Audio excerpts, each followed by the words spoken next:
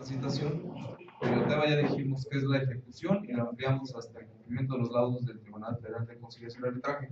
A manera de síntesis, para los que no pudieron asistir ayer, mencionamos el tema de la sustitución del título de la clase para incluir no únicamente la parte de la ejecución forzosa, el cumplimiento forzoso, sino también referirnos a todo el contexto previo a que se dicte un laudo, hacer referencia también al laudo, las condenas que son difíciles de cumplimentar, porque las dependencias o no contrataron bien, o no despidieron bien, no realizaron bien el nombramiento o la terminación de los efectos del nombramiento. Vimos también cuál es la naturaleza jurídica del tribunal. Respecto de los laudos, vimos cuáles son todas las posibilidades, cuáles son los tipos de condena que pueden existir, cuáles son, qué ocurre, cuáles son los medios extraordinarios para impugnar un laudo. Vimos de las dependencias y de los poderes de la Unión, incluyendo también a los constitucionales autónomos, que existe un marco normativo a nivel constitucional. Mencionamos 4 artículos de la Constitución: el artículo 74, el 75, el 126 y el 127, como el margen presupuestal de maniobra que tienen todos los poderes de la Unión y los órganos constitucionales autónomos respecto de la contratación de servicios personales. Y finalmente, concluimos con esta diapositiva ayer, vimos cuáles son las obligaciones de los titulares respecto del cumplimiento de los laudos dictados por el tribunal. Hoy vamos a iniciar ya propiamente con la etapa de ejecución y encargué ayer algunas actividades para preparar un breve ejercicio que traemos. Son 5 preguntas muy fáciles, ya saben que las contestamos entre todos, y 3 ejercicios en donde hay que explicar la postura. Vamos a pasar a la siguiente diapositiva, por favor. Estas son algunas de las conclusiones a las que hemos llegado de por qué se complica la ejecución. Y es el planteamiento del problema, y es de donde vamos a partir para buscar las posibles soluciones a este tema, que es el que más detiene los procedimientos en el tribunal. El primero: no hay presupuesto para pagar o procedimiento complicado para hacer el pago. ¿Qué es lo que notamos? En diversas reuniones con la Unidad de Política y Control Presupuestario de la Secretaría de Hacienda, que es la encargada de ver precisamente los temas de presupuesto, está adscrita a la Subsecretaría de Egresos, advertimos que las dependencias no tienen una partida específica para cumplir con las obligaciones de carácter laboral. Existe una partida, pero esta partida es genérica, es para cumplir con cualquier obligación derivada de una resolución de autoridad jurisdiccional. Incluirían las resoluciones administrativas, incluso podríamos pensar en otro tipo de resoluciones, están incluidas las laborales, y sin embargo notamos, porque sí se hizo, el Contralor hizo el estudio de cuánto tiene destinado cada Secretaría de Estado en estas partidas, y nos dimos cuenta que comparado contra el pasivo laboral, que pocas dependencias además conocen, había dependencias que necesitaban 50 años para poder cumplir con los laudos, ya en casos extremos. Es decir, que la partida presupuestal que tenían destinada en este apartado equivalía a 50 veces menos las condenas que ya tenían. Y eso sin considerar lo que se podría ir acumulando. Había otras secretarías de Estado muy saneadas, por llamarlo de alguna manera, como recuerdo que era la Secretaría de Economía, en donde perfectamente tenían identificado el pasivo laboral, y además tenían perfectamente presupuestado esta partida para cumplir con las obligaciones. Incluso podemos ver, lo mismo ocurre con Función Pública, que lo tiene muy bien organizado, más ellos en el tema de plazas, que prácticamente las ejecuciones con ellos no tardan tanto. O sea, tienen todo presupuestado, y podemos mencionar de esas, otras secretarías además de esas. Se me ocurre dentro de la Semarnat, su órgano desconcentrado con agua, también la realización de los pagos es muy pronta. A veces hay dificultades con las plazas, pero ¿qué es lo que concluimos de este problema? Efectivamente, que no hay esta planeación. Ahorita nos vamos a quedar con el planteamiento del problema, y al rato queremos escuchar cuáles serían las propuestas de solución. Algunas no están en las manos del tribunal, obviamente. Como dijimos, ellas tienen que ver con una reforma legislativa y también con una gestión administrativa que se haga con las dependencias. Y les recuerdo que que dentro de las actividades que se han realizado en este tribunal, a fin de generar que haya más laudos cumplimentados, se iniciaron trabajos con las dependencias, mesas de trabajos en las que se citaba la dependencia, se analizaba el pasivo laboral, como les repito, a pesar de que tienen la obligación de ellos de reportarlos en COCODI, que es las comisiones que tienen las secretarías internamente para definir diferentes metas. Aunque ellos tienen la obligación de llevar el pasivo laboral a COCODI, muy pocas lo hacían.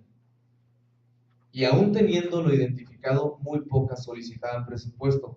¿Qué es lo que ocurre? Que para cumplir con los laudos, hablando a nivel federal, tomaban presupuesto de las partidas distintas del propio capítulo 1000, ya sabemos que está destinado a servicios personales, o incluso tomaban recursos de otros capítulos, del 2000 o del 3000, y eso genera una descompensación para los demás fines que tiene que cumplir la dependencia. Entonces, esa no sería la solución. Primer problema, no está presupuestado el cumplimiento de estas obligaciones derivadas del laudo.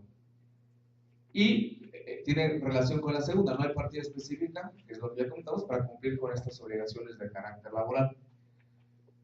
La siguiente postura, esta tenía que ver con dinero. El siguiente problema tiene que ver con las plazas. No hay plaza disponible o porque no existía o porque está ocupada por alguien más. Es muy común que cuando deciden terminar los efectos del nombramiento de un trabajador o no renovarle el interinato, contraten a alguien más. Incluso vemos, por ejemplo, los asuntos de SEP, que a esa persona que ya está ocupando la plaza se le llama como tercero porque le puede parar perjuicio el laudo. Y más adelante vamos a ver cuál es la recomendación que también tiene carácter de reforma a la ley para poder dar cumplimiento a esta problemática. El problema es, nuevamente, no hay plaza disponible porque no existía. Hablamos todavía de aquellas salas que, tratándose de trabajadores contratados por honorarios y analizando la situación real, estiman que se debe condenar. Hay quienes tenemos una opinión diferente, también la podemos comentar más tarde. Pero pensemos en esos contratos por honorarios que son de carácter civil, determinamos que el vínculo es laboral y por alguna razón se concluye en la sala que hay que reinstalar, esa plaza no existe, presupuestalmente no existe, entonces es difícil la reinstalación. O en cualquier otro ejemplo, un interinato o un nombramiento de carácter provisional, en la que, como les comento, no se renueva, se nombra a alguien más, esta persona al demandar y obtener un laudo favorable, condenando a la reinstalación, o por lo menos a la reincorporación de plaza, nos damos cuenta que ya está ocupado por un tercero. Esto también dificulta la ejecución.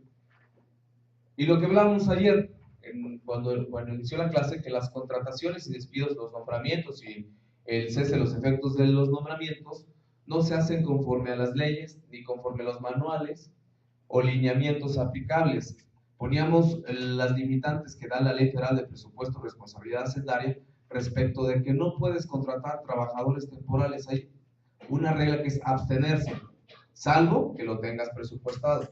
Y ya vimos que el presupuesto es anual, quiere decir que los trabajadores temporales, concretamente los por tiempo fijo, que ahorita lo vamos a hablar, la duración técnica tendría que ser por ese periodo presupuestal. Respecto de los manuales, también dijimos la complejidad. En el tema de honorarios, pusimos ayer el caso de que por alguna razón el sueldo que se les paga al personal que está contratado por honorarios puede ser superior al de manual de percepciones, por el motivo que sea, tema de impuestos, porque se consideran otras prestaciones, y al momento de tratarlo de homologar algunos de los puestos que contiene el manual, no corresponde a ninguno de estos y se le tiene que entregar o ceder una plaza en un nivel superior que muchas veces resulta ser de confianza. Entonces, estos son los problemas. Vamos a ver ahorita cuáles son dos de las características que tiene la ejecución en el Tribunal Federal de Conciliación y Arbitraje. Después de eso vamos a iniciar el ejercicio siguiendo la dinámica que se ha hecho en otras clases de hacer grupos pequeños, grupos de 4 o 5 personas, y vamos a definir posturas. Les comento, las primeras 5 preguntas son teóricas, nada más hay que contestarlas.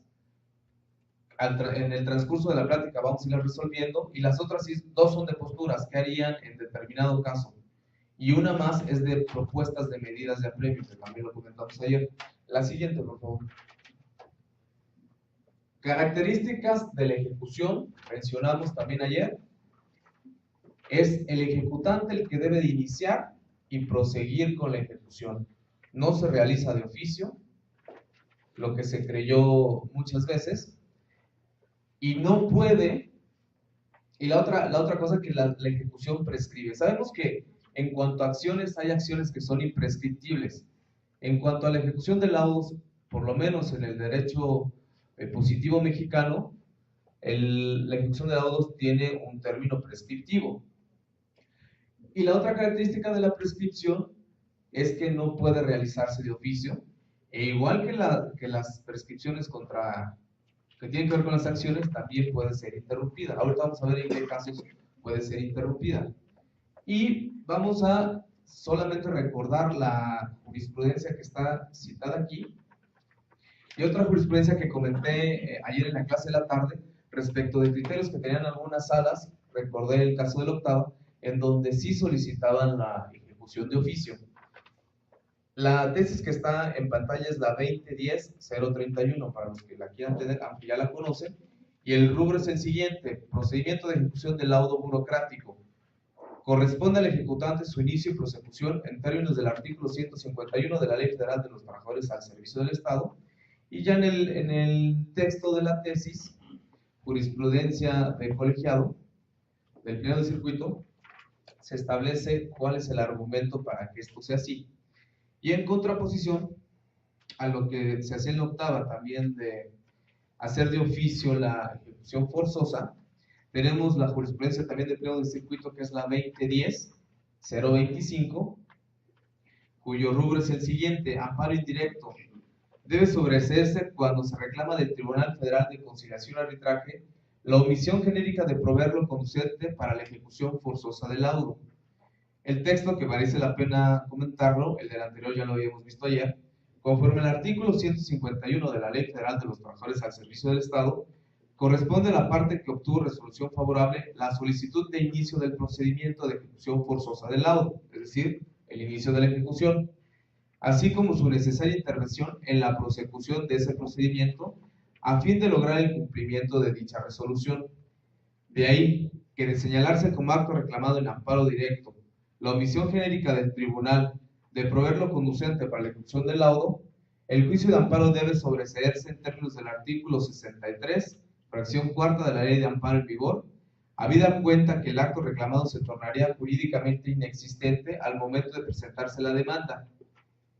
Y además es un acto de realización futura e incierta, en razón de que no podría constreñirse al tribunal burocrático para que de manera genérica, mediante la concesión del amparo y protección de la justicia federal, ordene proveer lo conducente de oficio y dentro de los trámites legales y dentro de los términos legales, la ejecución del laudo, pues ese impulso precisamente corresponde al ejecutante. Esta es la parte relevante. No ves entrar al estudio de fondo del amparo, lo voy a sobreseer, porque no tiene ningún sentido que yo en una concesión te pida al tribunal que de oficio requieras, porque esta es una obligación del ejecutante. Por lo que no podría considerarse que los actos de ser reclamados tuvieran el carácter de inminentes, puesto que de los mismos debe estimarse que la realización futura e incierta, cuya existencia se encuentra sujeta a la voluntad del ejecutante. Ya sabemos entonces que es el ejecutante el que debe de iniciar y proseguir con la ejecución, y que además, en caso de un amparo indirecto, lo cual ocurrió, porque si no, no existiría esta jurisprudencia, es más difícil que solicitar la ejecución ante el propio tribunal, pero en caso de hacerlo, lo sobreseerían por la razón que ya leímos del texto. Adelante, Ángel. Sí, quisiera comentar una jurisprudencia que estaba checando en la mañana, que es, bueno, la fecha de publicación fue el 24 de noviembre del 2015, que creo que es posterior a la que se comentaba, la 2010-031. En los dos casos es posterior. Ajá, es posterior, que es, bueno, es la misma ejecución de laudos conforme a si bien es cierto, no es para el Tribunal Federal de Conciliación y Arbitraje, es para la Ley Federal del Servicio Público del Estado de Jalisco y sus municipios, que señala que una vez solicitada por el interesado es innecesario el impulso de las subsecuentes etapas del procedimiento hasta su conclusión. En palabras más, palabras menos, dice que efectivamente nada más es suficiente con la simple presentación de la promoción para que se realice la consecución de la ejecución del laudo, que no es necesario, como se había señalado, que el actor tenga que comparecer a las diligencias, sino que nada más la prescripción se interrumpe con la sola presentación de la aplicación. Perfecto. La comentamos. ¿Qué es lo que ocurre? Con las legislaciones estatales hay que tener mucho cuidado. Si bien la mayoría de estas se basan en la legislación federal, cuando se elaboraron tomaron muy en cuenta la legislación federal, incluso hay artículos que son idénticos, con los mismos errores hasta ortográficos, tiene casos particulares. ¿Qué comenté ayer del criterio que se llevó a pleno? Que además se manejó como lineamiento, no criterio, no está publicado en la página. ¿Qué es la solución que encontramos para concluir con asuntos en donde el actor nunca va a comparecer? Y hablábamos de dos momentos que en la jurisprudencia, que sí se refiere al artículo 151 de nuestra ley, cita también el 150, es decir, esta sí corresponde concretamente a la Ley Federal de los Trabajadores al Servicio del Estado, habla de los dos momentos, que es el inicio y la prosecución, no habla de la prescripción, por eso se hizo el lineamiento. Si ya existiera criterio, pues nos ajustamos al criterio. Como no está definido lo de la prescripción, lo único que dijimos es que no se puede hacer de oficio. Sin embargo, con base en esta jurisprudencia, que es lo que entendimos primero en la comisión de criterios y lo que entendimos en el pleno, es que hay dos momentos. Cuando lo solicitas y tu obligación de comparecer a la diligencia. Eso es lo que se estimó en el pleno. Lo repito, no hay nada resuelto por Poder Judicial y los amparos promovidos por la Procuraduría no han entrado al estudio del asunto, simplemente se han concedido por el tema de que se hizo de oficio. Aquí hay procuradores auxiliares que están presentes y que pueden tener conocimiento de estos asuntos. Esa fue la materia de concesión. A nosotros nos interesa que haya pronunciamiento respecto del fondo, porque no está definido y nos ayudaría a saber si seguimos aplicando este lineamiento o no. Pero le comento, Ángel, la lógica jurídica es esa. De acuerdo a esta jurisprudencia de los plenos de circuito, dice que son dos momentos, el inicio y la prosecución. Y no basta con que solicites la ejecución, sino que tendrías que comparecer a la diligencia a efecto de que demuestres realmente tu interés de querer que se cumpla ese laudo.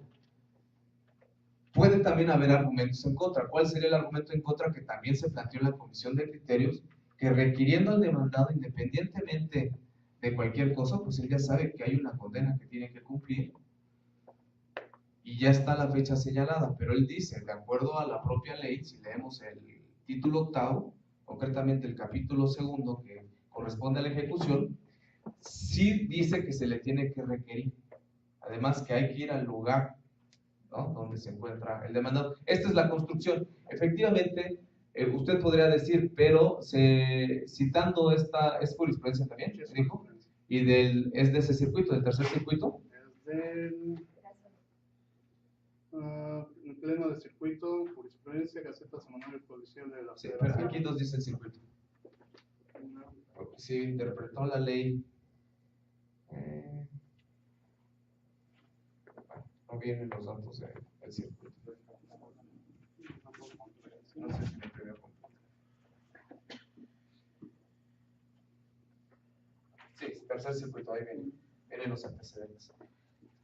Si alguien considerara que entre circuitos hay contradicción, que no la habría, porque aquí está interpretando una ley estatal y aquí se está interpretando una ley federal, se podría hacer lo que ocurre, se denuncia la contradicción y ya la Suprema Corte define. Yo creo que aquí no hay contradicción, que está hablando específicamente de una ley estatal, salvo que interpretar artículos de la ley federal. Sí podríamos hacer ese planteamiento. Pero de momento les comento, el lineamiento aprobado por el Pleno, por lo menos es criterio que rige para nosotros en las salas, es lo que estamos haciendo, hasta que no haya un estudio de fondo realmente de los juzgados de distrito y en su caso el colegiado en el recurso de revisión, lo seguiremos aplicando. Vamos a ver qué pasa. Yo también he estado muy a favor de que la Procuraduría, a través del amparo indirecto, de las demandas de amparo indirecto, nos puedan ayudar a que se defina este criterio. Vamos a hacer, por favor, que me ayude a repartir. Hacemos grupos de 4, 5, que no sean de más de 6. Sergio, por favor. Todavía estamos otro.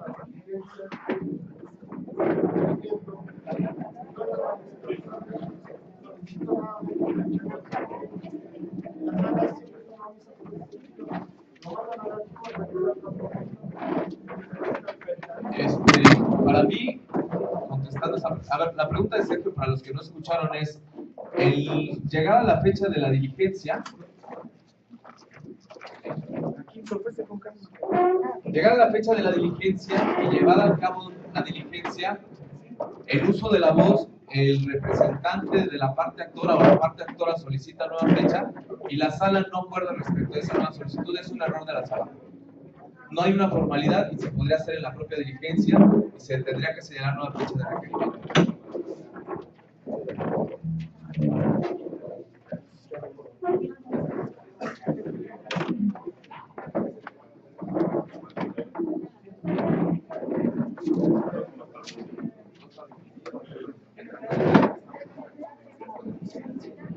Van a ser lo hacen en el y lo pero cada uno queda con su cuestionario.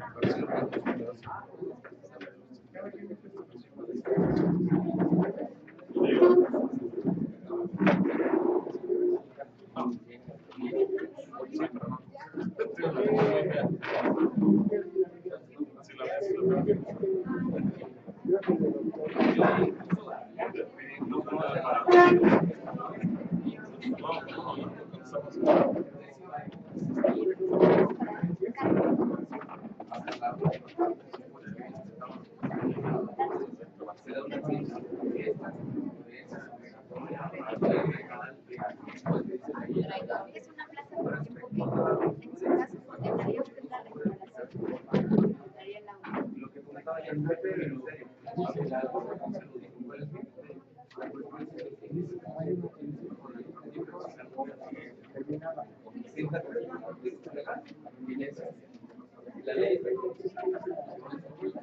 el legislador lo que querés decir ya lo he dicho, que el poder judicial recibe sus clientes y el Estado es el problema actual, pero se entiende que el Estado fueron prácticamente sí, eso estoy diciendo. ¿Qué problema? Que esto que el Estado le decía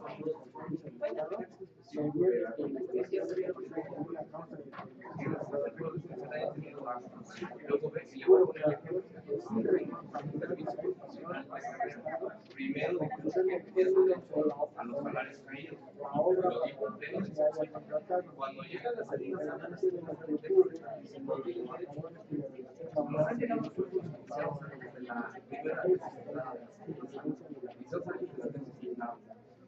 y los propios colegiados apoyaban a que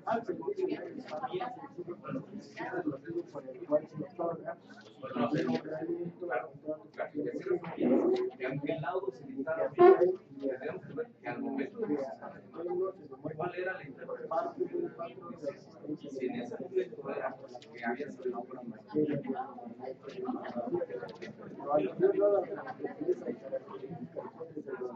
dije que la omisión sí, claro, no se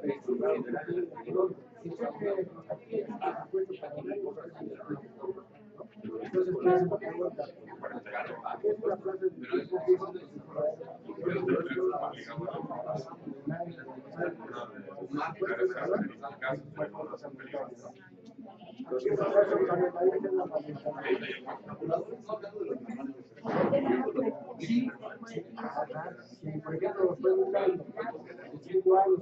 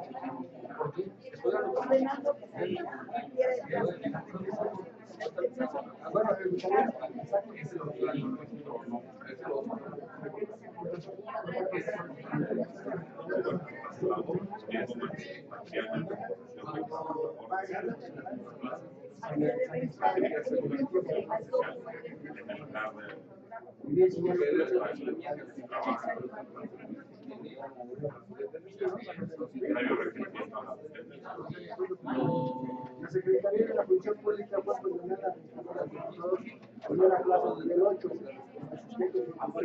Sin embargo, esta plaza fue sustituida por la administración de la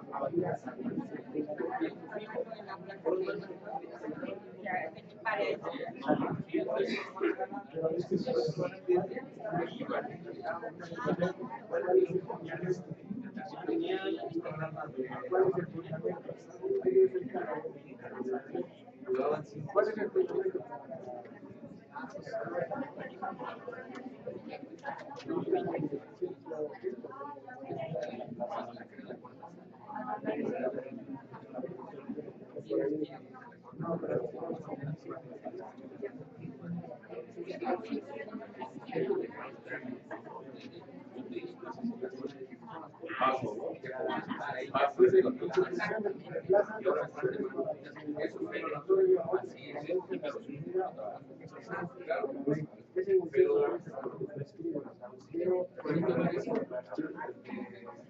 Pero dice la facultad de los funcionarios para su supresión de plazas, están ya.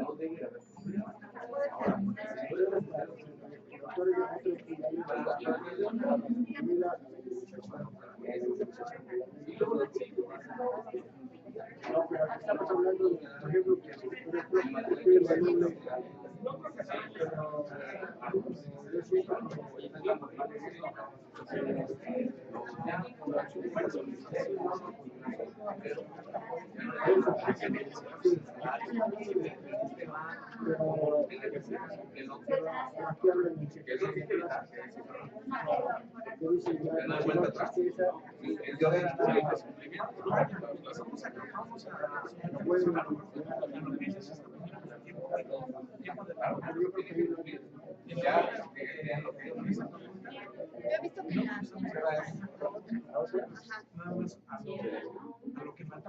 ¿Cuál es el fundamento? ¿Cuál es el artículo? Del resto de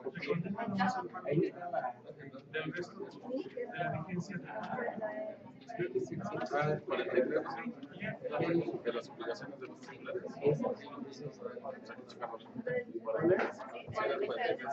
Sí, porque era el pago de instalación. Sí, es obligaciones.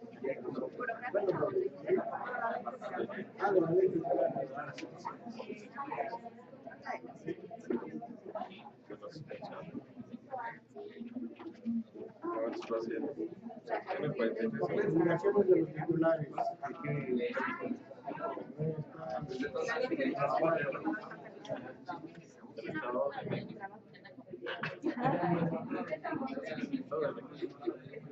Dice, de acuerdo con la partida que el presupuesto de ingresos y hay reserva para tal efecto, la indemnización por separación y facilidad para los trabajadores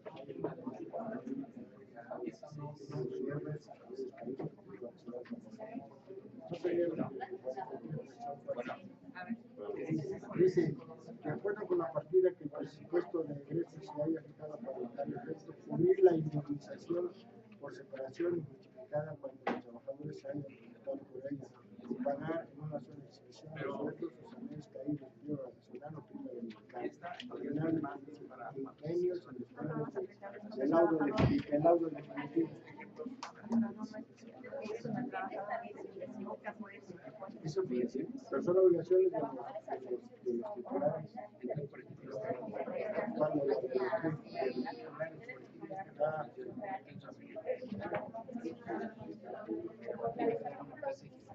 instalar a los trabajadores en las plazas de los cuales dice ordenar el pago de los saberes caídos que fueron cobrados por el laudo ejecutorial. En los casos de supresión de plazas, los trabajadores o los cuales tendrán derecho a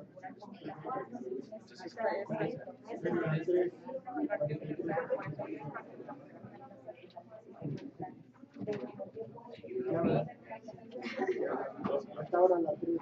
Un trabajador de Bansetti que mandará la información cuáles son las que quiere salariales, cuáles son los componentes,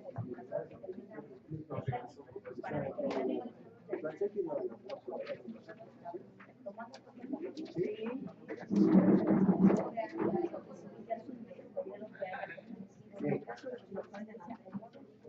Es que sí, no me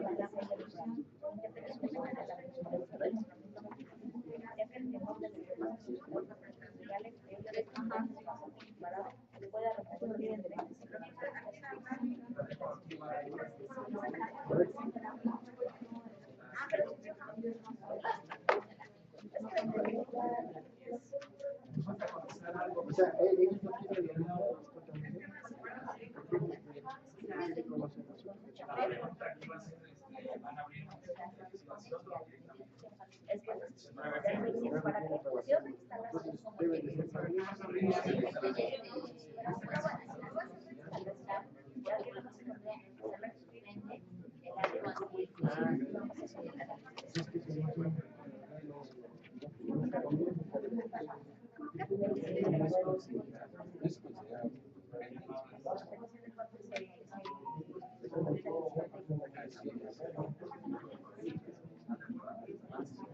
será después de la otra.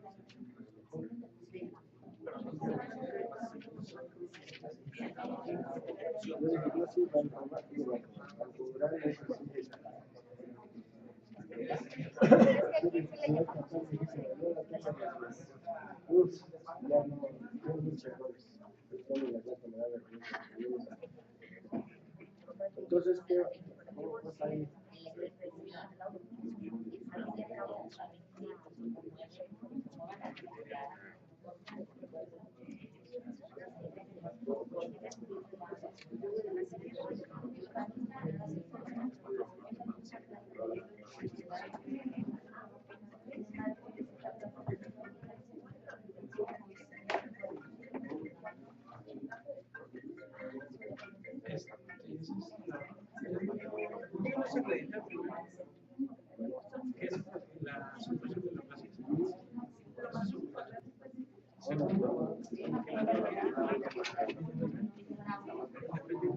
Sí, pero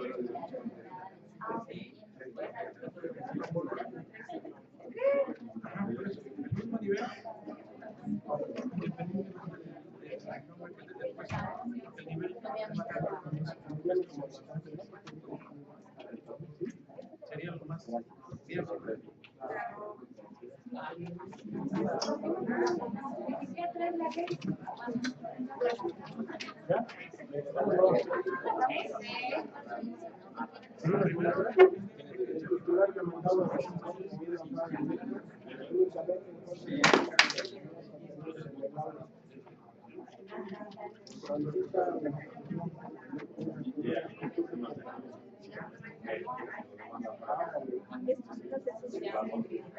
¿Qué ocurre con la construcción?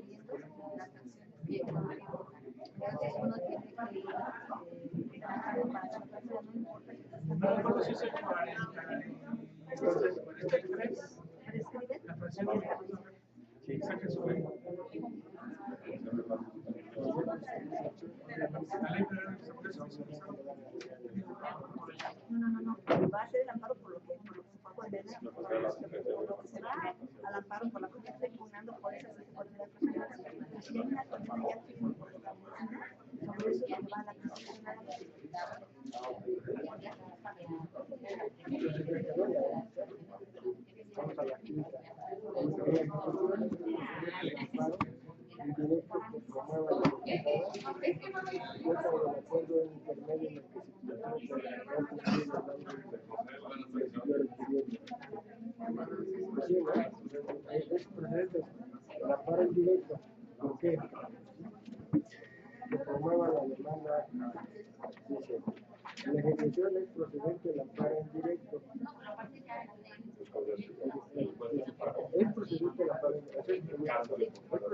amparo indirecto que promueva la demanda en contra del acuerdo intermedio en el que se le tuvo que cumplir el laudo y pues sí, porque sí puede ser una medida, por ejemplo, que se le esté poniendo una multa de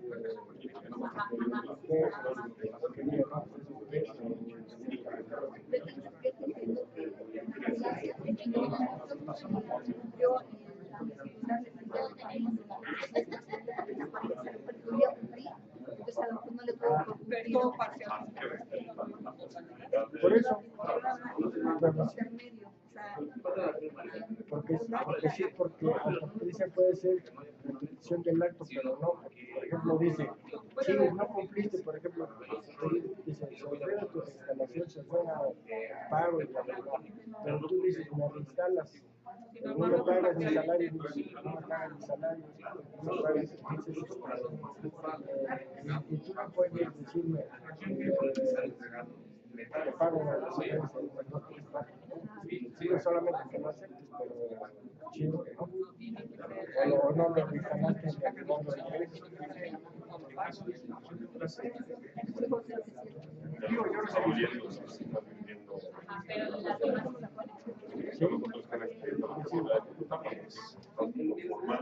Digo que ya después se los ofrecía,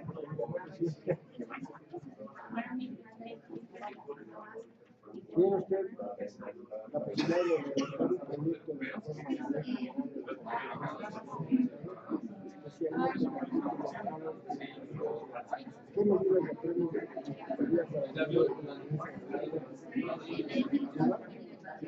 ¿cuál sería? A ver, no, en el tamaño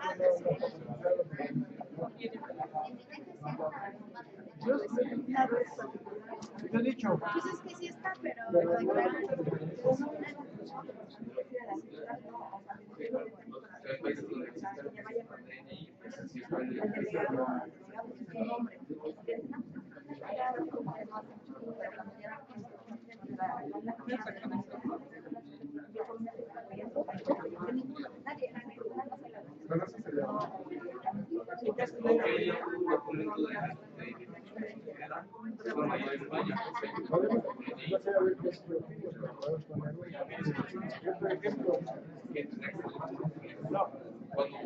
No, pero eso es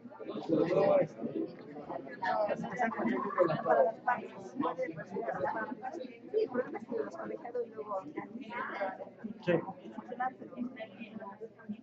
No, yo estaba pensando en una medida. No.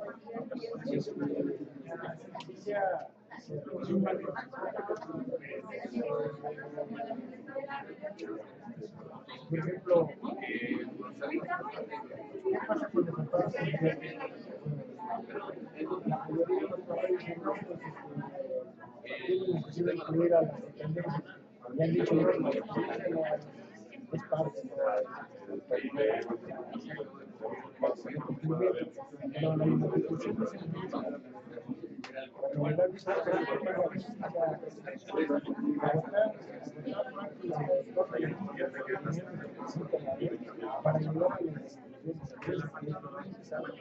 para que el juez ordene ya la inhabilitación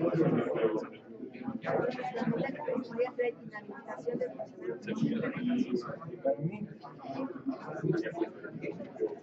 hay una cuestión que a veces se maneja cuando está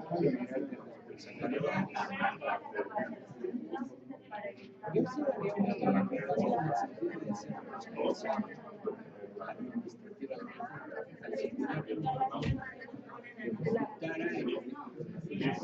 buscara que no implementó las medidas, los trámites para dar. Porque sí se da muchas casos. Ya le cayó corre. Pero el jefe tiene mucha incidencia hacia las demás áreas. Cuando eso ya está abandonada la administración, por una o por otra cosa, y eso yo lo vi ahí en el caso de una persona que salió ahí, a lo mejor la persona ya no era muy bien vista, entonces que metió la mano en la brigada porque no se podía aplicar. Pues yo sí haría una reforma necesaria aplicar responsabilidad y la responsabilidad administrativa en diferentes modalidades, la institución, la atención, pero aquí debería haber un mecanismo de dar lista al área administrativa, en este caso ya soy SEX, las Contralorías Internas o sus homólogos, para que se enfocaran a la investigación, porque no se cumple. Entonces, dar vista a su Contraloría, pero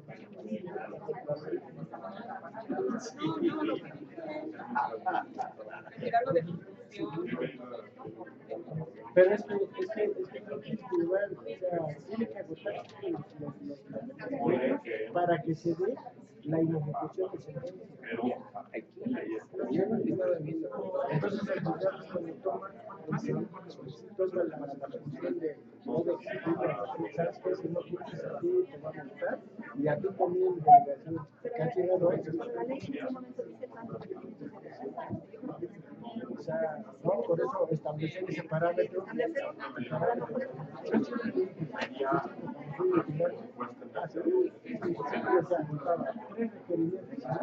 Ya venía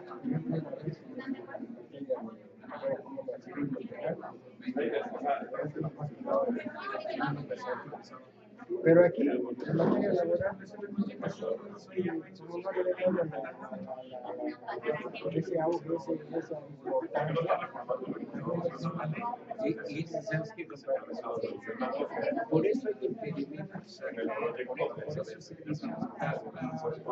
básico que se hace organización, estamos haciendo los trabajos. No tenemos presupuesto. En fin, puede ser muchas cosas. Yo no me falta Lo que yo observo es que únicamente se circunscribe a la situación procesal. Voy a esto, por ejemplo. ¿Ya no tiempo te va a durar? No, Digo, el de Banseco, por ejemplo, hay algo que podríamos comentar, pero vamos a ver en qué término. Por ejemplo, en un laboratorio que Por favor, vamos a ir acomodando las sillas como estaban y ahorita ya. ¿Cuánto más? ¿5? Pero nos vamos entonces 10 más tarde. Entonces, 5 más. por ejemplo, en un lado, no, pero es que va con esto, pero en un lado, generalmente los hace de machete, porque lo que no hacen sobre otro lado, como es parecido, nada más empiezan a quitar datos. ¿Qué es lo que pasa? El servidor que hace eso, si se equivoca, ya se equivoca el audio, registrados que también sabe. ¿Y quién corrige? El colegiado. Viene de rebote. ¿Y qué pasó? ¿Qué pasó? Aquí es lo mismo. Eso aplicado es una responsabilidad administrativa a que sea omiso en las obligaciones se deben de dar.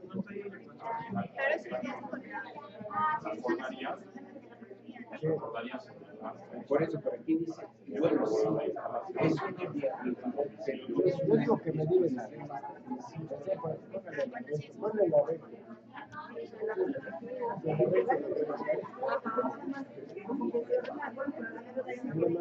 El demandado me dijo que no me lo dijo como posibilidad, la posibilidad es la esa posibilidad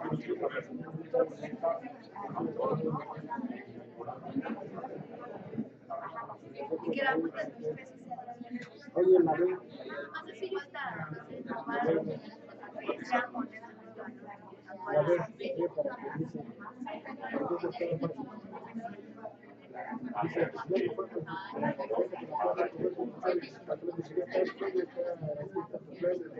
¿qué pasaría? Se tiene fecha y día para que la instalación. Por eso la apartado abajo.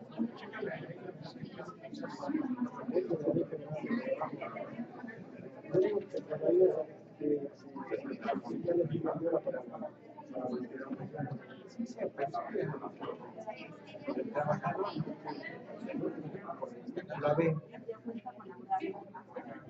Un trabajador de saneamiento con el recurso de decisión. ¿Para qué? Para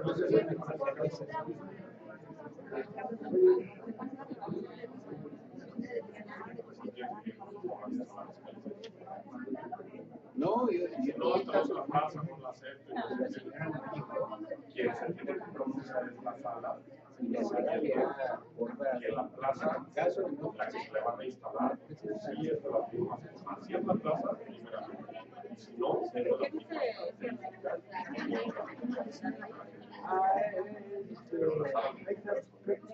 No puede quemar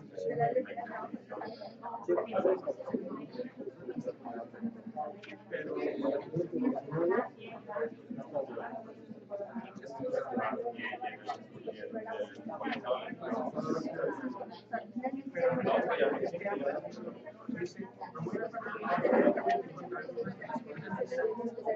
Escriben en 2 años.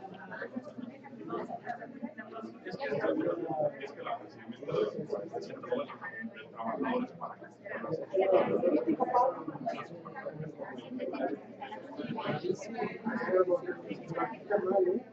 aquí estaba diciendo el magistrado que el promovente para la ejecución de la obra tiene que presentar no siempre parte de la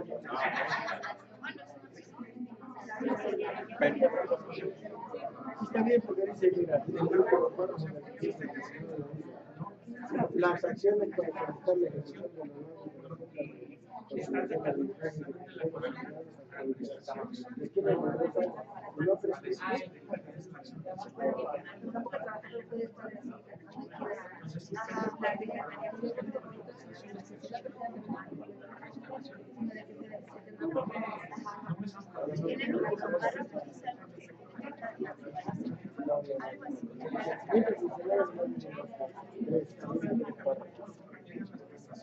pues deben en 2 años. Ustedes para solicitar la ejecución de la obra. O sea, aquí no estamos hablando de ya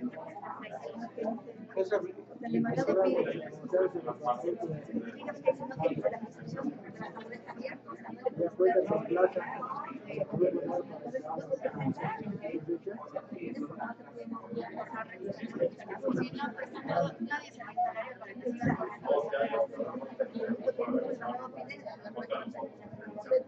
Ahora sí vamos a continuar para que nos dé tiempo de acabar con el tema. Regresamos las sillas como estaban y vamos aumentando un poquito la lista. Inge.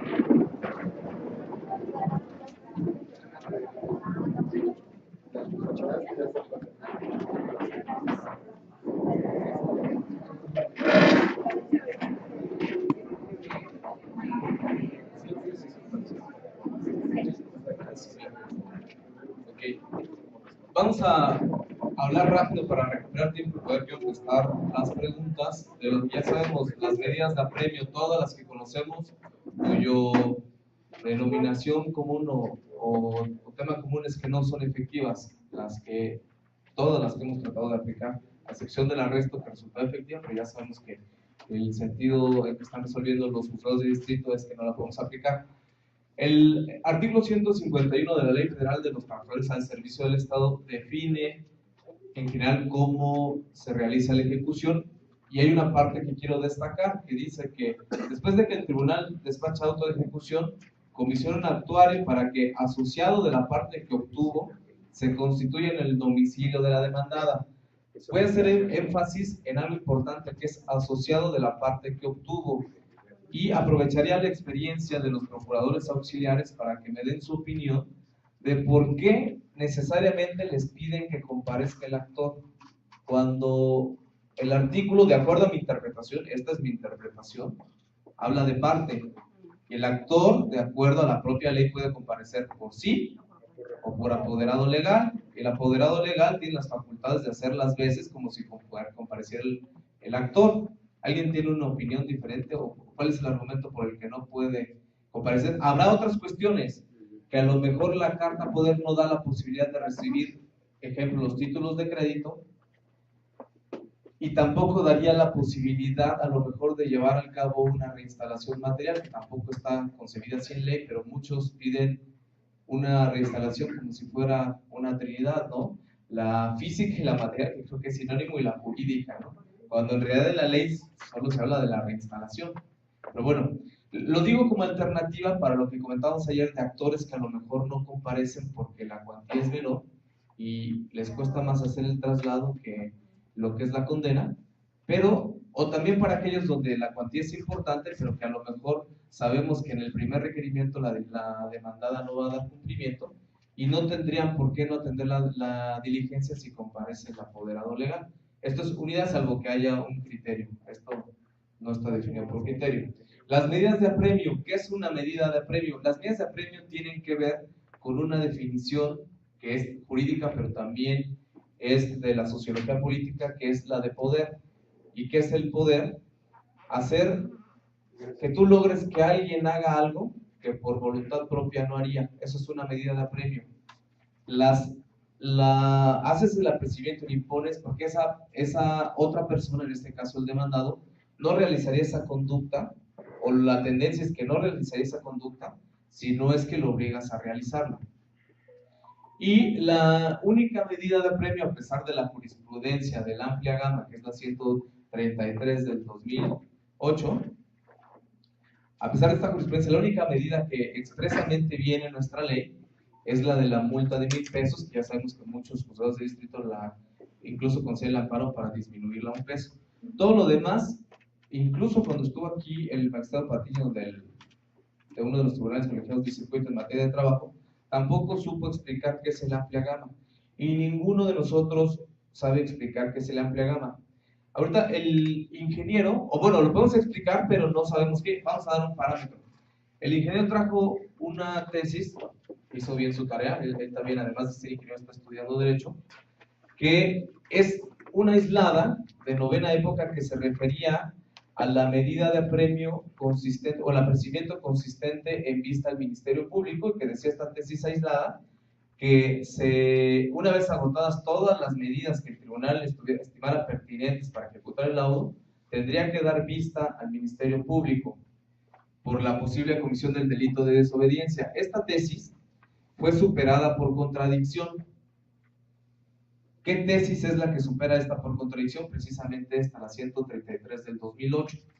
No dice que lo del Ministerio Público no se pueda llevar, sino que lo reafirma en el sentido de que no solo es esa, sino cualquier otra medida que tenga que ver con las autoridades civiles y militares para dar cumplimiento al laudo. Y como antecedente, los que ya tienen bastantes años en el tribunal se acordarán que a finales de los 90, tal vez principios de los 2000, incluso tratamos de pedir auxilio de las fuerzas militares, ¿no? De la Sedena, de que los militares fueran y requirieran el cumplimiento. Obviamente nos dijeron que no. Entonces, a lo mejor no estamos entendiendo bien lo que se refiere con autoridades civiles y militares. ¿Qué es lo que el Pleno ha tratado de hacer para solucionar esta situación y para que haya un orden homogéneo en las salas? Es unificar y dar un orden de prelación de las medidas de apremio. Se hizo a través del criterio 1/2016 y un acuerdo modificatorio al mismo, y que por diversas circunstancias, concretamente por las tesis aisladas, la tesis aislada que refería que el arresto ya no era una medida de apremio que el tribunal tuviera la posibilidad de imponer, se modifica en la 1 del 2017. Y básicamente, si damos en la siguiente, ahorita le pido que nos lea la última parte, sino para brevemente nada más lo decimos. Este es lo que contenía el criterio 2 del 2016 y el criterio que está vigente. Se planteaba en la Comisión de Criterios hacer otra modificación al del 2016. Yo comenté en su momento que ya era modificación tras modificación, que lo mejor era uno nuevo, pero lo cierto es que en la práctica realmente lo que nos queda es la multa de 1 peso, 1,000 pesos. ¿Qué ha pasado con la multa del artículo 59, fracción primera del Código Civil, Código Federal de Procedimientos Civiles? Que también los juzgados de distrito han estimado, la única multa con la que cuentas es la de 1,000, no tendrías por qué aplicar la del Código Federal de Procedimientos Civiles. Que dicho sea de paso, en el Poder Judicial, en amparos hay veces que aperciben también con esta medida de premio.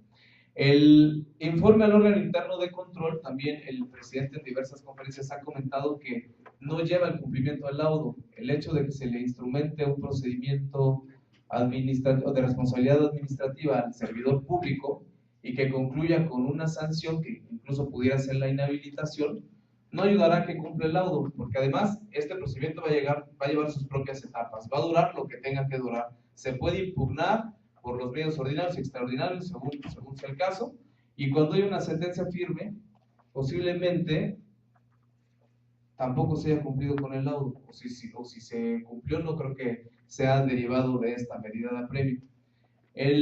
La vista al Ministerio Público, que es la 4, una de las modificaciones entre el del 2016 y el del 2017 es que la propia quinta visitaduría de la Comisión Nacional de los Derechos Humanos nos pidió suprimir como medida de apremio la vista a esta comisión, porque estimaban que para atender estas denuncias tenían que ser a petición de parte interesada y no de oficio por parte del tribunal, porque entonces no las pueden integrar y darle seguimiento. Se suprimen. Vista al Ministerio Público, la seguimos haciendo, pero con el sistema anterior a la reforma del 2008 y con el actual es lo mismo. Las dejan en reserva y no se integran las averiguaciones y tampoco creo que esto lleve al cumplimiento. Ninguno. Y comparecencia del demandado para que explique los motivos de su incumplimiento. Esto fue a propuesta de la primera sala, sin embargo, en la tercera sala lo llegamos a hacer y el otro día estaba revisando expedientes que siguen en ejecución con requerimientos del 2003-2004 y ya se hacía en alguna sala. ¿En qué consiste?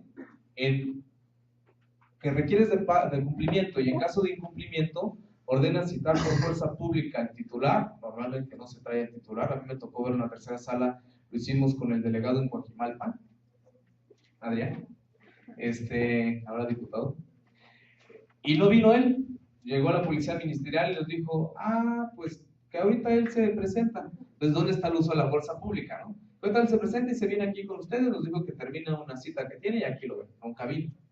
Vino su titular de la Dirección General de Asuntos Jurídicos.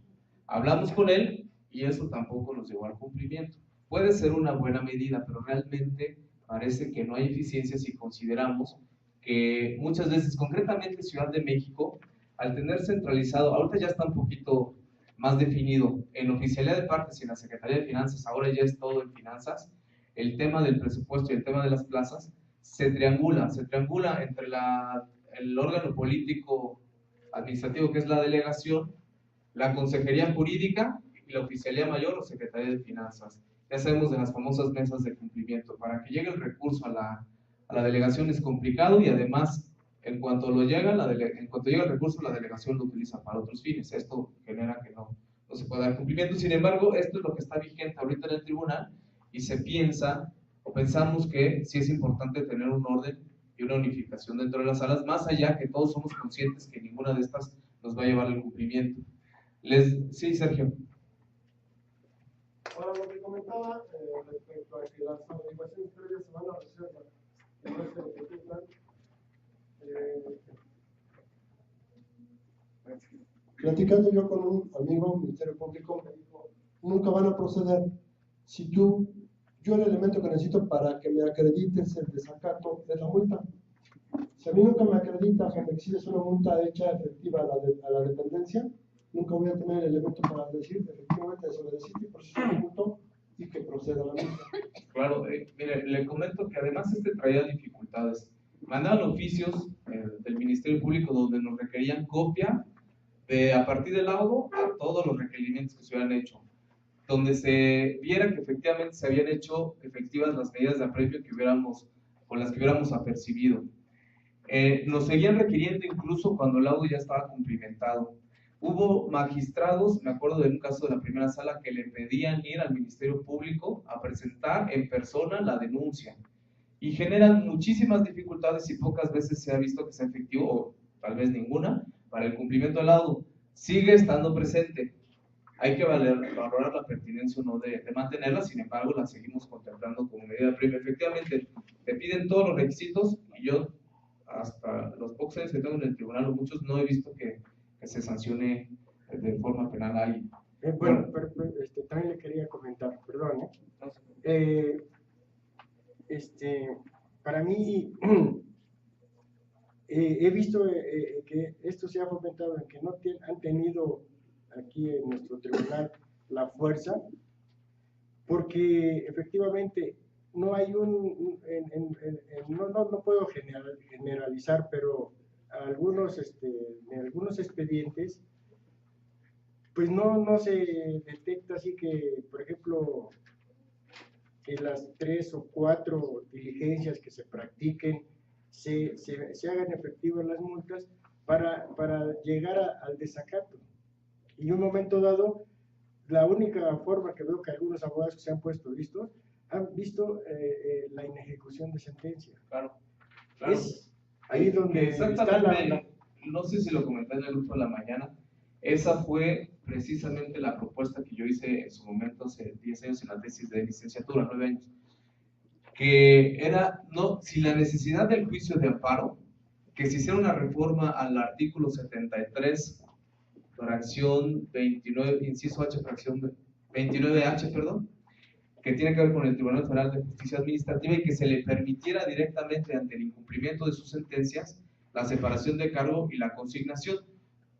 Habría que ver si esto es efectivo. Le voy a decir por qué yo estimo que no es efectivo. La Secretaría de Seguridad Pública, en sentencias de carácter administrativo, porque sabemos que el volumen que maneja son más policías que trabajadores, el volumen que tiene ha hecho que esté el secretario de Seguridad Pública de la Ciudad de México fácil en unos 200 incidentes de inejecución.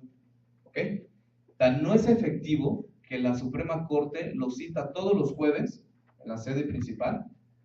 Hay una persona de la Corte con una persona de la Secretaría de Seguridad Pública con una listita viendo cuáles son los asuntos que más surgen para pago. La Secretaría de Seguridad Pública me parece que tiene más asuntos que el propio tribunal. O por lo menos tiene 28,000 asuntos, de los cuales a lo mejor podrían ser 26,000 de policías y 2,000 de trabajadores. Pero tiene 28,000. De esos 28,000 vamos a pensar que el 10% está en ejecución, 2,800, y de esos que en incumplimiento o en ejecución tenga el 1%. No estamos hablando de 28 30. Tienen estas mesas, y si ustedes tienen conocidos en la Secretaría de Seguridad Pública, no sé si las sigan llevando, pero se reunían miércoles o jueves en la Suprema Corte para gestionar los pagos. En la destitución del titular no iba a traer como consecuencia, que le preocupa a él obviamente porque va a ser consignado, pero no tendría necesariamente como consecuencia el cumplimiento de los laudos, toda vez que además el presupuesto que tiene la Secretaría para cumplir es 10 veces inferior a las obligaciones que tiene. Imposible que lo paguen.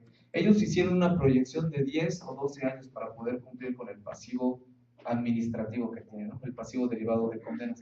Entonces esta no es la solución desde mi punto de vista, pero les voy a decir algo que comentó el magistrado Patiño y tiene mucho sentido. Él decía que la medida de apremio consistente en arresto y cualquiera privativa de la libertad, por lo menos en su colegiado, no iban a ser válidas. Ese era el criterio del colegiado. Las medidas de apremio ya sabemos que atentan contra todos los derechos generales que tienen las personas, contra la libertad, contra el patrimonio, contra el trabajo, porque es donde nos duele. El de la destitución tendría que ver con el trabajo, el del arresto con la libertad, el de imponerle multa con su patrimonio, etc. Y él decía que las que tienen que ver con la libertad de ninguna manera para ese colegiado serían procedentes. Y nos pedía buscar dentro de las facultades de otras autoridades civiles o incluso las militares alguna medida que pudiera implementarse, es decir, que como no viene nuestra ley, y recordando la amplia gama a que se refiere la jurisprudencia 133 del 2008, analizar prácticamente todas las facultades o de las secretarías de Estado o de instancias del propio gobierno y ver cuál dentro de esas facultades nos podría servir a nosotros como medida de premio. Ese ejercicio, me parece que la tripartita fue en mayo, marzo, ya pasaron 6 meses y todavía no se nos ocurrió ninguna. Por eso yo les pedí ahorita en el ejercicio y me gustaría que alguien levantara la mano y me dijera qué medidas se están proponiendo. A ver, Blanquita, denle lectura. No, claro, por el contrario, son malas noticias. Lamentablemente, la medida de apremio consistente en la multa está perdiendo eficacia, o por lo menos estamos advirtiendo un problema. La autoridad hacendaria nos dice: no puedo hacer efectiva esta multa porque necesito el registro federal de contribuyentes y el domicilio fiscal del multado. Estamos más que sorprendidos porque ahora ya ni siquiera la multa la hemos podido hacer efectiva. Sí, y miren, ha habido también un tema respecto de esto del domicilio fiscal. Los propios jurídicos de las dependencias nos han advertido que la multa sabemos que se le impone a la persona física, no al titular, y la representación que ellos tienen mediante oficio solamente les permite representar al titular. Cuando tienen que impugnar a través del amparo indirecto estas multas, no están legitimados por virtud de su oficio. Tendrán que darles algún otro tipo de poder para que tengan la facultad de comparecer en el juicio de amparo indirecto. Les perjudica mucho. Por otro lado, también la determinación que hacíamos de que fuera la tesorería de la Ciudad de México, ahora Secretaría de Finanzas, para imponer las multas por virtud de un convenio publicado en un diario de colaboración entre las recaudadoras locales y la Secretaría de Hacienda de 2004, también ya se cambió el criterio en el sentido de que ahora todas las multas se mandan al SAT. Y el SAT básicamente tendría que tener los domicilios fiscales de todos. También ahí, lo digo con todo respeto, no sé si sean diferentes áreas o no haya comunicación para intercambiar esos datos. Aquí nos han pedido, mediante oficios, que se señalen los domicilios de los magistrados, los domicilios fiscales. Y también ha habido, por experiencia lo comento, magistrados, eso sí no voy a decir de Quesada, creo que de la 9, que han dado como domicilio fiscal, eso fue en el IMAN, la dirección del IMAN, para que cuando fueran a ejecutarlos, porque sí llega el ejecutor y te dice, ¿pagas o te ejecuto? Para que fueran al IMAN y como es un bien del Estado, no pudieran ejecutar. Sí se hacía. Entonces, son estas cosas que la legislación no ha resuelto y que genera un caos. Y concretamente con la multa sigue siendo difícil incluso su imposición, aunque conste de $1. Ahora, ya sabes que $1 es preferible pagar 1,000 de $1 que pagar los salarios caídos. Eso ya lo sabemos, ¿no? A ver, alguien que sí tenga una propuesta de medida de apremio. Bueno, yo no tengo la medida de apremio, pero permítame.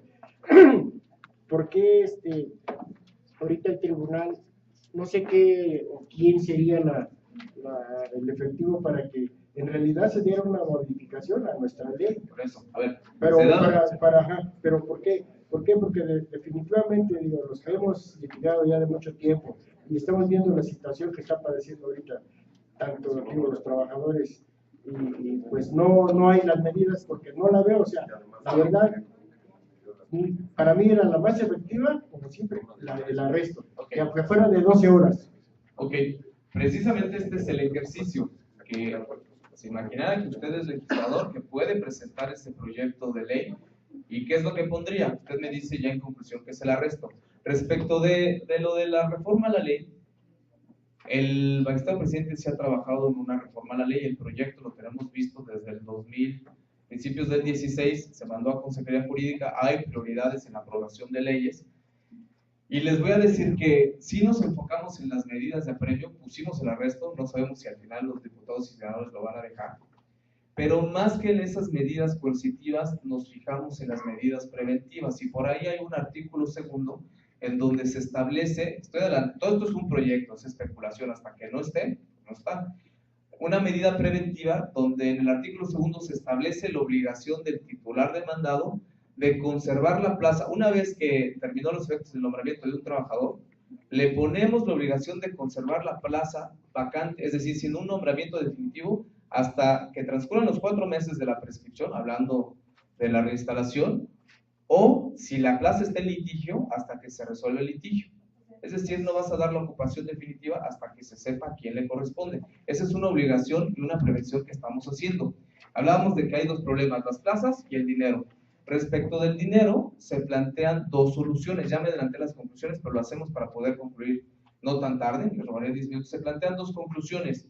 Una, la creación de esta partida específica para dar cumplimiento al laudo, que en las jornadas tripartitas el académico que habló del tema, hablaba de una pagaduría, bueno, que la tesorería de la federación iba a ser la pagaduría única. Los que ya tienen muchos años en el gobierno, en los 80s, no sé si en los 70s, existía esta pagaduría única. ¿Por qué yo digo que está destinada al fracaso? Lo digo con respeto, porque estás concentrando esa obligación de pagar en una sola institución, que es lo mismo que pasa aquí con Secretaría de Finanzas. Las secretarías de Estado van a tener que triangular con esa pagaduría para poder cumplir resoluciones. ¿La propuesta en qué sentido va?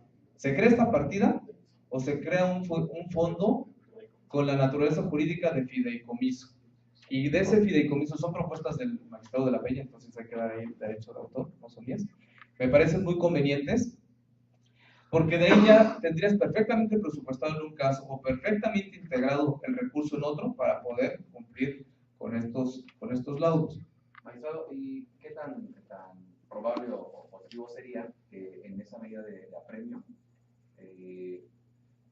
se le diga al demandado, al titular demandado, que con todo esto que se está comentando, que se prevenga, se contemple en el presupuesto del siguiente año, pero cómo se podría armonizar para que, obviamente, sabemos que si se proyecta para el siguiente año, sería cumplido la ejecución hasta ese tiempo? Que de todas maneras sería muy bueno, ¿no? Que se cumpliera en un año sería muy bueno. Que, miren, todo se puede. Le voy a decir qué ocurrió. Por eso les digo que a nivel federal el problema no es tanto el dinero, sino son las plazas. Las plazas ya sabemos que tienen que ver con Hacienda y la función pública. A nivel federal el problema no es el dinero, y a varios de nosotros, Blanquita, nuestros compañeros, Liliana, le tocó participar. En 2015 tuvimos el programa de reestructuración de la administración pública. Nos reunimos, yo como coordinador de asesores del presidente, el presidente y todos los oficiales mayores. Un día en la noche nos citan, estaban todos los oficiales mayores, el subsecretario de egresos, y nos dicen: viene este programa, no se preocupen, la Secretaría de Hacienda tiene los recursos para transferírselos a sus cuentas, para que de ahí tengan el recurso para liquidar a los trabajadores. Vamos a hablar de liquidación, no es un concepto de apartado B, pero para que se entienda. Y se hizo. Sí, el recurso a lo mejor habían dicho que al día siguiente lo iban a tener y pasaron 5 días, pero lo cierto es que lo tenían. Se entregaron los cheques, se liquidaron a los trabajadores y se firmaron los convenios. El dinero lo había. Algo que nosotros también le dijimos a la UPCP: vamos a pensar que de todas las secretarías de Estado hay 5,000 plazas pendientes de reinstalación. ¿Por qué no los citaste a esos que están pendientes de reinstalación y les ofreciste el dinero? Con eso disminuías la obligación que tenías de recortar personal. Tenías el recurso, sí lo tenías, no tenías la plaza, era muy conveniente. Ahora, me parece que fueron 9,000 plazas, son de los famosos programas del 50,000, los convenios que empiezan con 50 y luego ya el número.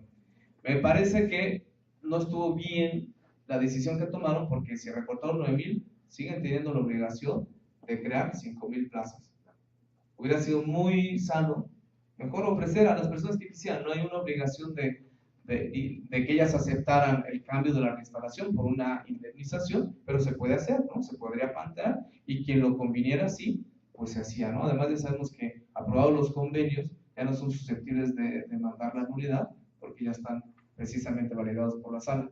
Si hablamos del tema del presupuesto anual, ahorita ya iríamos barriendo pasivos anteriores. Por eso yo creo que sería lo más conveniente, más allá de la partida, tal vez el fondo, para atacar lo que ya se generó. Y de ahí en adelante sí el presupuesto anual, haciendo ya una proyección de cuál es la tendencia en concesiones, en la resolución de laudos condenatorios. Y esto sería, vamos a apurarnos ahorita. Pensé que la clase de hoy iba a ser más rápida, pero nos tardamos un poquito en las preguntas. Hablando ya de lo que tocamos de la conciliación, nosotros también en Comisión de Criterios, ya lo dije en contestación de demanda, hemos dicho que en la etapa de ejecución lo único que se puede conciliar son las modalidades del cumplimiento. ya no se pueden conciliar o negociar las prestaciones. Y también se ha pedido que sean las salas, porque son las que tienen, y además es obligación del presidente cuidar que se cumplan los laudos, sean en las salas, en caso de que se celebren estos convenios de modalidades de cumplimiento, se realicen en las salas. Los pagos que se realicen en las salas, no en consideradores, es una propuesta que se trabajó así en la comisión de criterios. Vamos rápido al tema de prescripción y cerramos con los dos últimos ejemplos.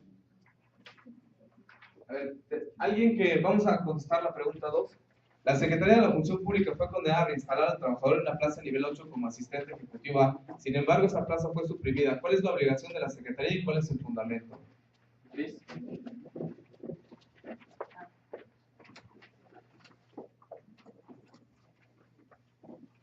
Es la reinstalación y se le otorga otra plaza equivalente en categoría. Es el artículo 43 de la Ley Federal de los Trabajadores. Fracción tercera.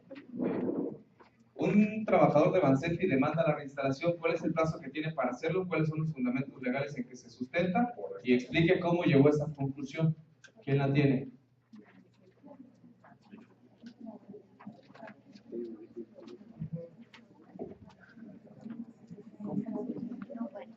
A ver, esa sí se pone. Bueno, entonces tiene 2 meses el trabajador y todo es el fundamento del artículo 518 de la Ley Federal del Trabajo.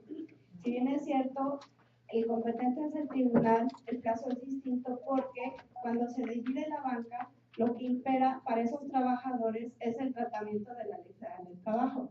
En cuanto a la prescripción, lo demás, el procedimiento se lleva igual con la ley burocrática. Ok, me parece correcta. Ángel, ¿tenía otra? Bueno, sí, de acuerdo a la ley reglamentaria de la fracción 13 bis del apartado B del artículo 123 de la Constitución Política de los Estados Unidos Mexicanos, que regula las relaciones laborales entre los trabajadores al servicio del Estado, perdón, de las instituciones, siguientes instituciones que presten al servicio de banca y crédito, Banco de México y Patronato del Ahorro Nacional, en correlación con el artículo 113, fracción segunda, inciso A, que dice que tienen 4 meses para las acciones en donde se solicita la reinstalación al momento de que sea despedido el trabajador. 103, inciso A de la Ley Federal de los Trabajadores al Servicio del Estado. Ok, no. A ver, vamos a hacer el razonamiento. Está bien esta conclusión, pero el razonamiento sería más a lo que la licenciada dijo. Les voy a explicar por qué.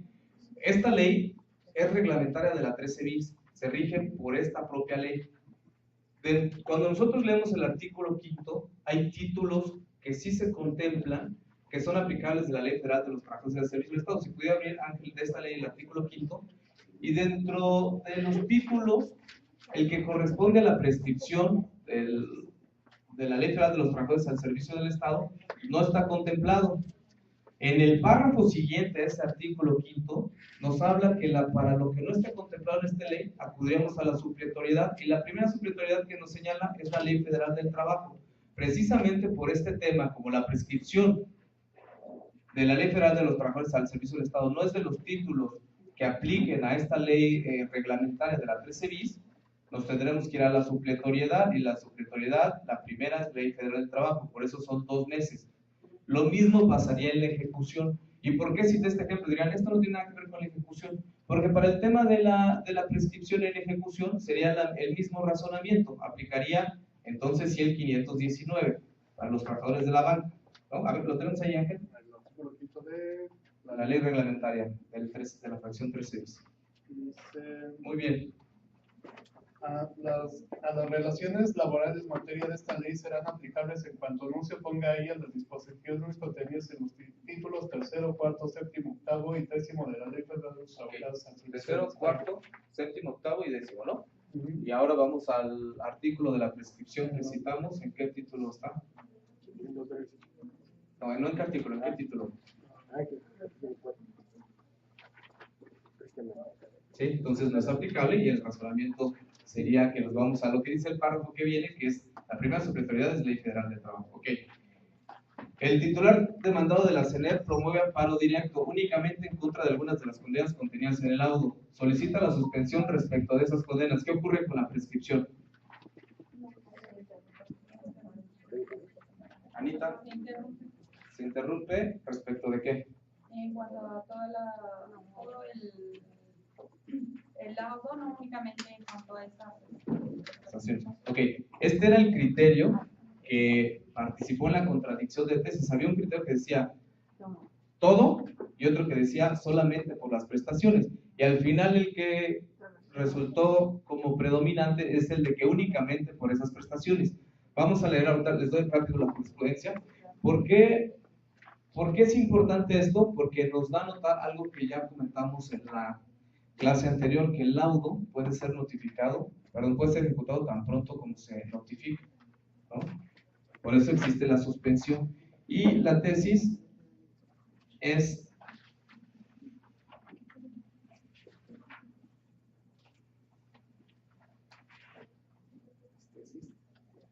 tesis de jurisprudencia por contradicción. Recuerden que tesis normalmente nos referimos a las aisladas, pero también las jurisprudencias son tesis. Nada más que en la práctica es tesis, cuando son las aisladas, y jurisprudencia son las tesis de jurisprudencia. Es la 2014-585, jurisprudencia de la segunda sala de la Suprema Corte, y dice: prescripción de la acción para ejecutar el laudo. La presentación de la demanda de amparo en contra de aquel se promueve por la parte de quien favorece parcialmente, solo le interrumpe respecto de las condenas controvertidas. Es decir, si solamente el demandado se va al amparo por prima vacacional o instalación, solamente le va a interrumpir respecto de estas condenas. De las demás seguiría transcurriendo el plazo para la prescripción, pero por otro lado se podrían ejecutar. La suspensión solamente surge sus efectos sobre esas condenas y por eso se interrumpe la prescripción. ¿No sabe qué pasa, maestro?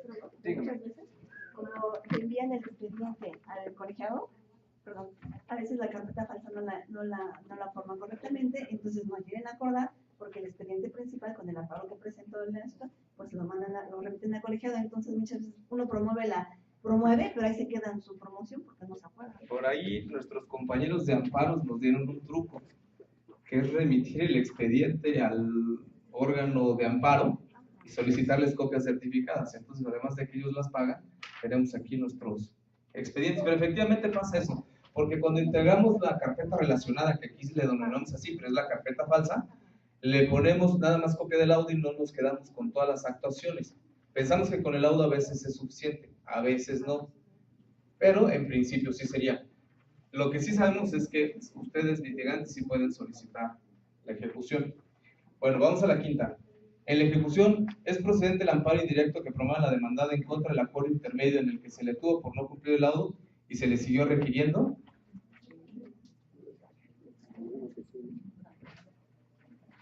¿Sí? Fundamento, licenciado Esteban. Precisamente, mediante el amparo directo, ellos lo que atacan o tratan de justificar es que las medidas de apremio que se le están aplicando no son las correctas.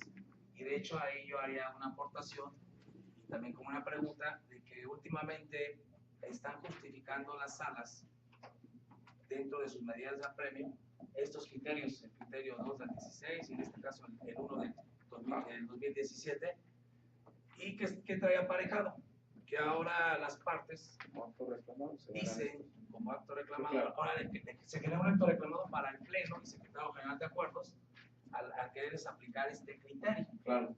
A ver, esto no es general, yo hablo porque es lo que yo he recomendado en la sala, lo mismo el magistrado Yambur, el presidente de la segunda sala, es que no citemos el criterio. Nosotros no tenemos el Pleno tiene facultad de homologar los criterios para que todas las salas lo observen. Lo hace obligatorio para nosotros la observación, pero realmente no es obligatorio para las partes porque no es jurisprudencia. Y yo la recomendación que hago es que no se cite. Lo que usted dice respecto de las medidas de apremio es correcto. El amparo indirecto sí procede respecto de las medidas de apremio cuando se hacen efectivas, porque su imposición generaría algo de imposible reparación. Entonces sí es el medio idóneo para impugnarla y sí es el momento. Pero el ejercicio hablaba de que se le tuvo por no cumplir el laudo, no que se le impone la medida de apremio. O sea, decimos, este nombramiento no cumple los requisitos, y él dice sí, y se va al amparo indirecto.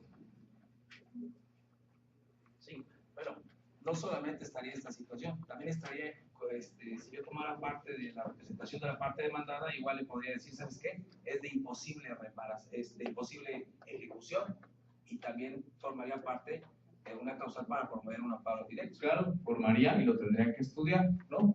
El criterio general para todas las materias, incluyendo la laboral, es que debe ser el último acto de la ejecución, y para que sea más comprensible vamos a pensar en derecho mercantil. El auto que ordena el embargo no se considera el último acto de ejecución, y por tanto el amparo indirecto no procedería. ¿Por qué menciono esto? Las dependencias están muy limitadas en el tema de amparo indirecto respecto de que se le tenga o no por cumplida, porque cuando acuden a la justicia federal, cuando acuden al Poder Judicial, concretamente los juzgados de distrito, no han tramitado los amparos indirectos, concretamente se han sobreseído. En este caso, no estoy hablando de medidas de apremio contra las cuales si es procedente, se estudia, y el 99% de las veces se lo han concedido.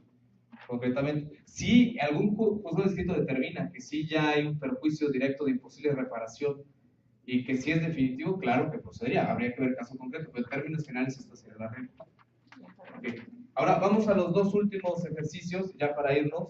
De la B, ¿quién estima que sí podemos aplicar el 519? ¿Nadie? ¿Podemos aplicar? Los de la tarde sí, la mitad quiere aplicar el 519. ¿Nadie quiere? A ver, ¿quién sí? A ver, lo que sí. Ayesa, pase por acá. No importa, estos no importa, los puse con letras porque no están definidos. Vamos a dar argumentos para que sí, para que no acabamos con estos dos ejercicios, y ya cuando haya oportunidad de 4 clases, ya el siguiente curso me lo pones de 4 clases, por favor, amigo, de ejecución. A ver, ¿y quién dice que no? Yo digo que sí. Creo que sí. ¿Alguien que diga que no?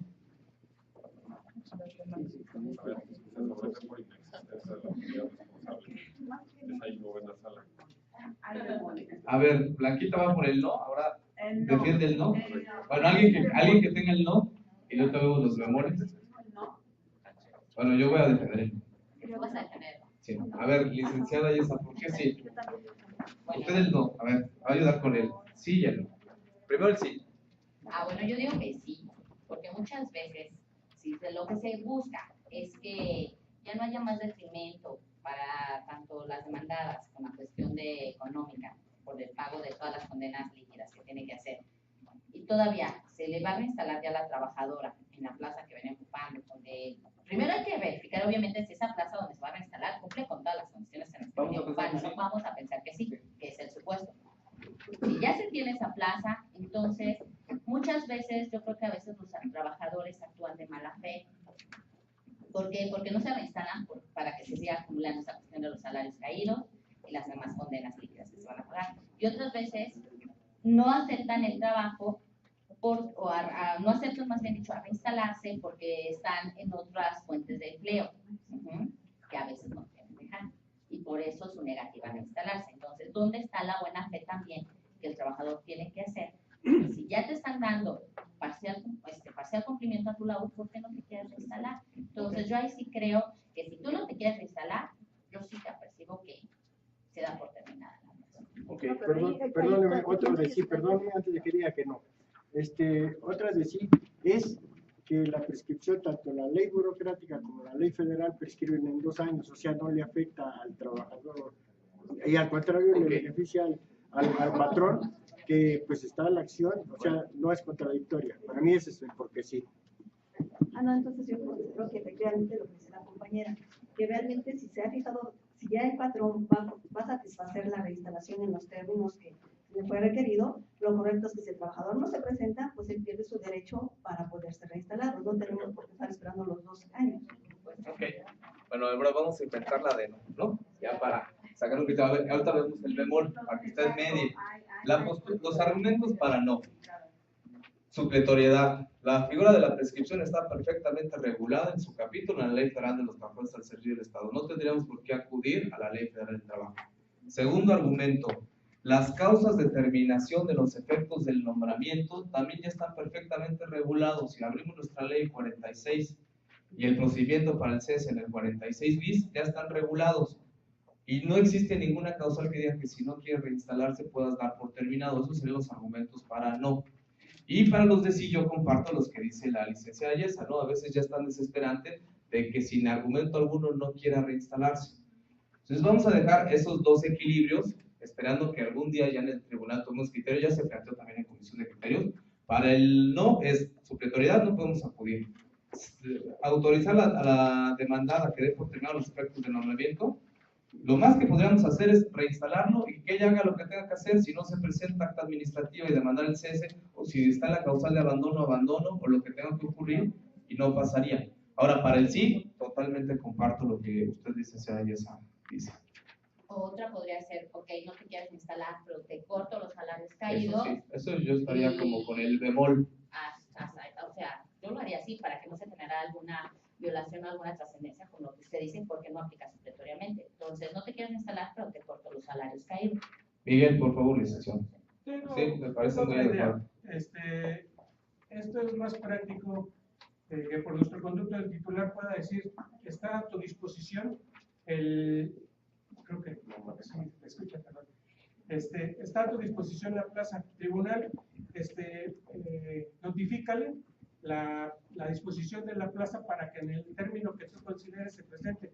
En caso de no hacerlo, te notifico que no llegó a la, ¿cómo se llama?, a la reinstalación que ya debería de haber subsistido, y empezar a correr el término para lo que usted dice, es el abandono de empleo, claro, o lo que su derecho comunitario. Sería Eso mucho más práctico, ya no necesitamos la aplicación supletoria y nos sujetamos a nuestro procedimiento de ejecución. Ya dijimos que en esta las dos posturas son correctas. Yo comparto tanto del argumento de la licenciada Yesa, que es un tema ya que tiene que ver un poquito con la justicia, y el argumento legal del licenciado Miguel. Está perfecto. La cosa era tratar de dar argumentos a favor y en contra. Y vamos ya para hacer el cierre, ya les quité como media mañana de trabajo. Un trabajador de Semarnat interpone el recurso de revisión a que se refiere el artículo 849 de la Ley Federal del Trabajo, en contra de los actos de ejecución dictados por el presidente de la novena sala, puesto que estima incorrecto que se haya señalado como lugar para el requerimiento de la oficina central de la Secretaría y no la delegación donde presta sus servicios. ¿Qué pasa con la revisión de actos de ejecución?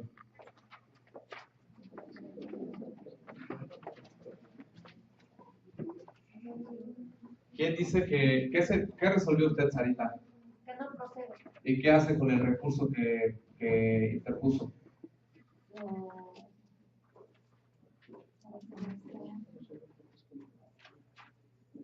Usted dice que no procede, entonces, ¿qué hace con el recurso? Ya se lo presentó mediante promoción y se resuelve este recurso con fundamento en el 849. ¿Qué hace usted con el recurso? Con supletoria. ¿Alguien que hace? Yo he estado revisando algunas tesis al respecto y sin poder leer todo el contenido, pero por lo menos en el rubro percibo que para que proceda, o sea, para que proceda el amparo indirecto en contra de actos de ejecución, tuvieron que haber agotado primero la revisión, pero propiamente no se refiere al 128 de nuestra ley. O sea, sí, yo tengo esa gran duda realmente. Ok. Licenciado, ¿tiene algún argumento? Es que, sigo, yo creo que sí habla del principio de definitividad, que ya no es, o sea, ya no es, y eso es en audiencias, para el principio de definitividad. Respecto al recurso de revisión del 128, perfecto. Sí, respecto a este ya no es necesario agotar el recurso de revisión. Este otro recurso no está contemplado en nuestra ley. Por otro lado, si estuviera contemplado tampoco habría la obligación de agotarlo. Y lo que tenemos, ¿por qué la ponemos como pendiente? Porque vamos a hacer, igual que hizo el licenciado Ángel, vamos a citar una tesis que resuelve, la anterior, por favor, que resuelve las legislaciones burocráticas de Estado de México, Guerrero, Tamaulipas y Puebla. Y están interpretando la jurisprudencia 34 del 2013, en donde se establece que esta figura para el derecho laboral burocrático no aplica. Entonces, este también es un indicio, no está interpretando directamente nuestra ley. las revisiones de acto de ejecución no aplicarían supletoriamente para nuestro procedimiento. ¿Y qué es lo que tendremos que hacer con el recurso? Ni modo que lo vamos a tener guardado, tenemos que acordar ese recurso, tenemos que resolverlo. ¿Cómo lo resolvemos? Es improcedente. Exactamente, en términos del 57. Bueno, pues ya les quité un poco de tiempo de trabajo, les agradezco, damos por terminado este módulo. Cualquier cosa, cualquier duda, como faltó tiempo, estoy a su disposición, por correo, personalmente, estoy a sus órdenes. Muchas gracias por la atención y que tengan buena tarde.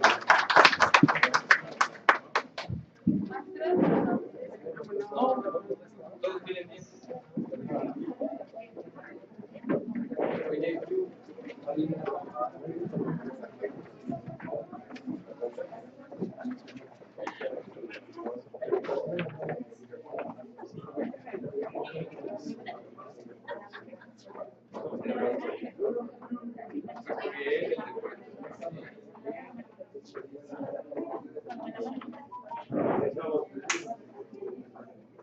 Sí, a ver si la decisión de amiga. Estoy de acuerdo a ver cómo nos echa. El de la tarde, que creo que sí. A lo mejor no va a ser hoy ni mañana, pero sí nos lo van a trabajar. Sí. ¿No? Qué bueno. La de ello, que tenía más función, pero esta había que hacer los ejercicios. Licenciado, al contrario, gracias por la participación. Muchas gracias. Esté muy bien.